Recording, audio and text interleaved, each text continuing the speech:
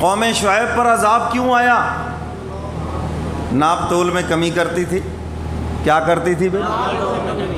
ماشاءاللہ یہاں تو سب پیمانے ٹھیک ہے نا جی. پیٹرول پمپ کا پیمانہ بھی ٹھیک ہے, دودھ دینے والے کا پیمانہ بھی ٹھیک ہے, سب پیمانے ٹھیک ہیں. یہ قوم شعیب کی بیماری ہے, اپنا حق پورا وصول کرنا اور اگلے کو ڈنڈی مار کے دینا, کمی کرنا. پیسے پورے لیتے ہو اور اس چیز میں یا نقص ہے یا کمی کے ساتھ دیتے ہو. یہ قوم شعیب کی بیماری تھی, اس پر خدا کا عذاب آیا. اور آج یہ بیماری ہمارے معاشرے میں موجود ہے, جس طرف سے مرضی دیکھ لیں.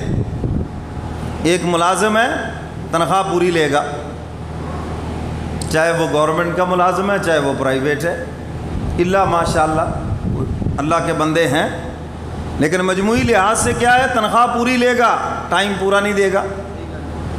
کوئی گھنٹہ لیٹ آ رہا ہے, کوئی 2 گھنٹے لیٹ آ رہا ہے. اچھا اگر کوئی ٹائم پہ آ گیا تو موبائل کی جان نہیں چھوڑ رہا. آپ دکانوں پہ چلے جائیں, مالک نہ ہو, ملازم بیٹھے ہیں گیمیں کھیل رہے ہیں, موبائلوں کے اوپر اپنے مصروف ہیں. آپ ان سے کسی چیز کا ریٹ پوچھے, ان سے مخاطب ہوں, وہ اتنی تلخ نظروں سے دیکھیں گے یہ کیا بیچ میں مصیبت آ گئی, یہ کیوں آ گیا بیچ میں. حالانکہ اس چیز کی وہ تنخواہ لے رہا ہے, اس کا کام تھا اچھے طریقے سے کسٹمر کو ڈیل کرنا.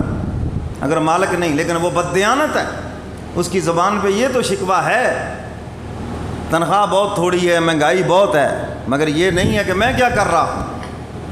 یہ حدیث تو اس نے یاد کر رکھی ہے, مزدور کو پسینہ خشک ہونے سے پہلے مزدوری دے دو. لیکن سوال یہ ہے کہ اس مزدور کو کوئی پسینہ بھی آیا یا نہیں؟ کیوں جی؟ باتیں تو ذرا تلخ سی ہیں لیکن حقیقت پہ مبنی ہے. اس مزدور صاحب کو کوئی پسینہ بھی آیا یا نہیں؟